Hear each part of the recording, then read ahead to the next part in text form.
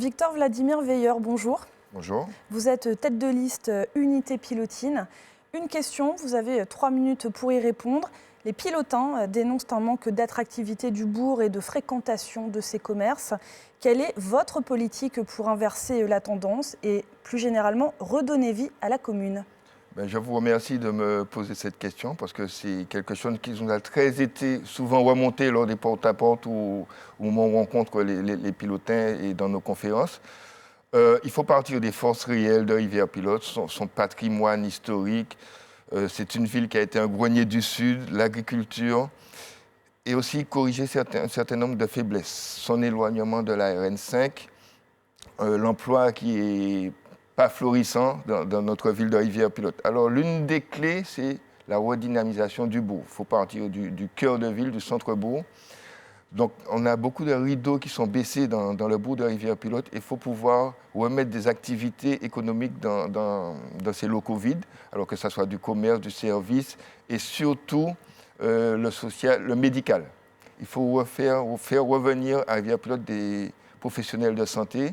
Donc, la commune va les accompagner dans ce sens, en passant des conventions avec les propriétaires de ces locaux. Et l'avantage qu'on a, c'est qu'on a le local commercial en bas et au-dessus des habitations. Donc, un professionnel de santé qui veut venir s'installer, si c'est un pilotin martiniquais, c'est bien. Si c'est quelqu'un d'ailleurs, on prendra aussi, c'est aussi bien.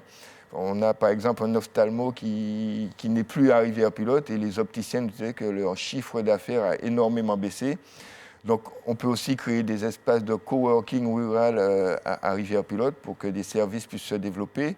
Donc, pour les professionnels de santé, par exemple, on peut conventionner avec eux ou pendant 2 ans, s'ils embauchent des pilotins, des jeunes pilotins ou des pilotins, ils ne paieront pas de loyer pendant 2 ans en conventionnant avec le propriétaire.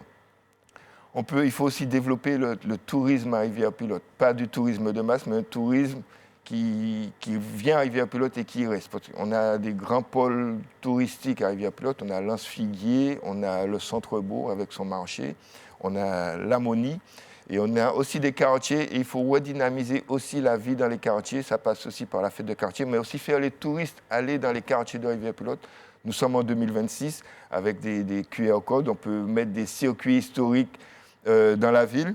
Il faut capitaliser sur l'identité culturelle forte de Rivière-Pilote, mettre en place un programme annuel de manifestations culturelles. On en a des grandes, la fête de la ville, le 22 mai, septembre 70, ou encore la foire agricole de Rivière-Pilote. Donc il faut mettre un véritable planning culturel d'animation à Rivière-Pilote.